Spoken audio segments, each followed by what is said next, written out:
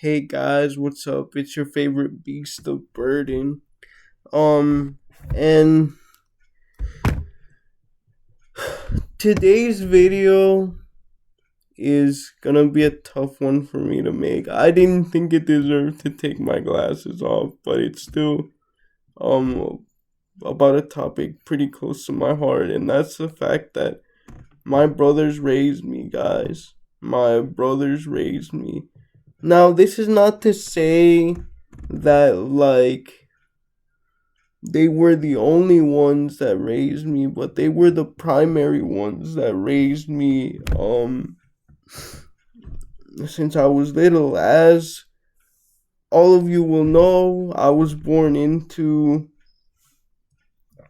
um the Guatemalan upper middle class to a Ladino family, and in my case, because the definitions can vary, that meant that I was mixed, but I was also, part of the upper crust. You could probably tell just by looking at me, for certain reasons. But yeah, but I have cerebral palsy. Even with our money, there were no resources for someone like me in Guatemala.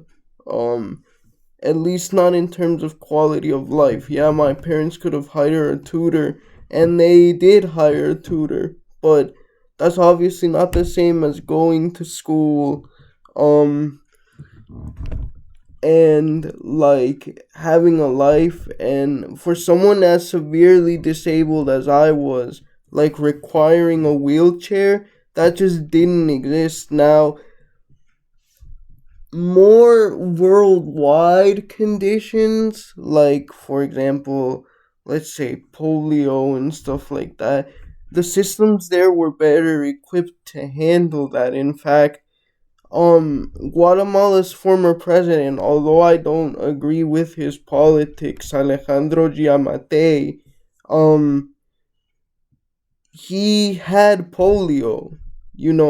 He's at various points he walks around with um crutches. Like, he is a disabled man, but my condition was of a severity that was at another level. Anyway, so we came, and that meant that my family didn't have their wealth anymore. They became poor. They had to start working in assisted living facilities. They basically went from the upper middle class to the high classes to the lowest classes almost overnight.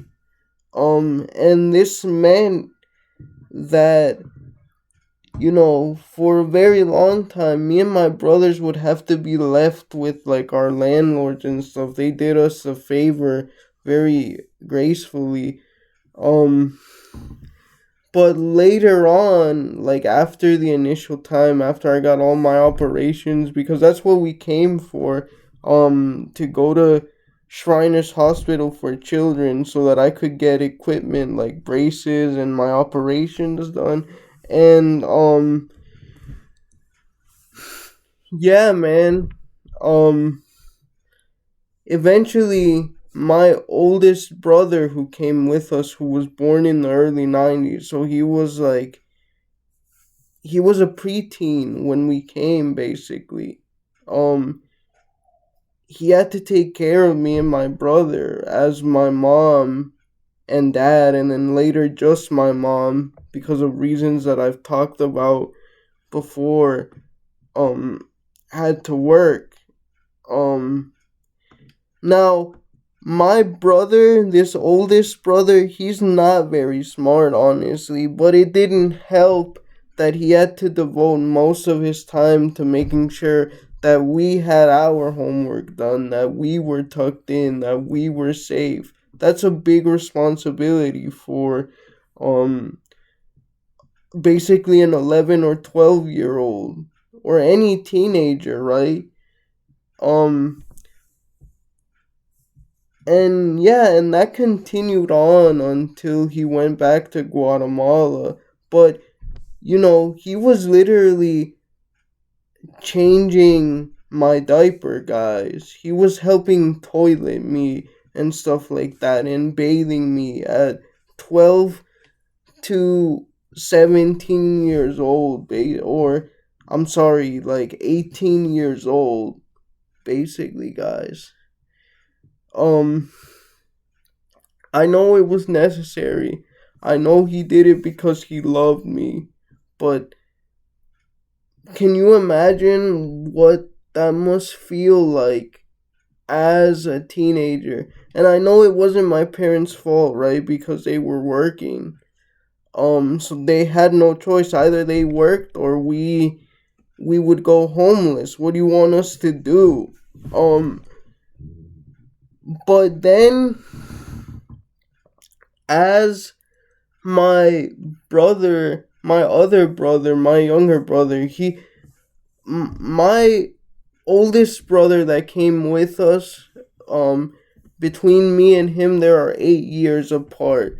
Between him and my brother, there are 7 years apart. So eventually, when brother, my other brother, turned his age, he started doing that with for me as well. But we were, excuse me, with our dad this time. But again, can you imagine a freaking 12-year-old, 11-year-old, guys, 13-year-old having to wipe their own brother's butt after he did number two? And I don't mean that like in a joking manner. That's literally what he did, guys. And on top of that, we were DACA, bro. That's all I'm gonna say. You can summarize what my parents were doing just by me saying that we were DACA. Obviously, when we were growing up, DACA didn't come around till 2013, 2012, 2013. So, what what do you think was going on? Like, so stuff just compounded, man, and honestly, I can never repay my brothers, and I don't want that to happen with another person again. And there are some solutions that I'm going to talk about in another video, but yeah, in the Bible, I always think about um uh that part when God is talking to Cain about what happened to his brother Abel, and he's like, what's good, Cain? Your brother's, you know, hemoglobin is crying out to me. What happened to him? And he's like, I don't know. Am I my brother's keeper? And I'm very lucky to have had or to have been in a situation where my brothers were my keepers. All right. See you guys.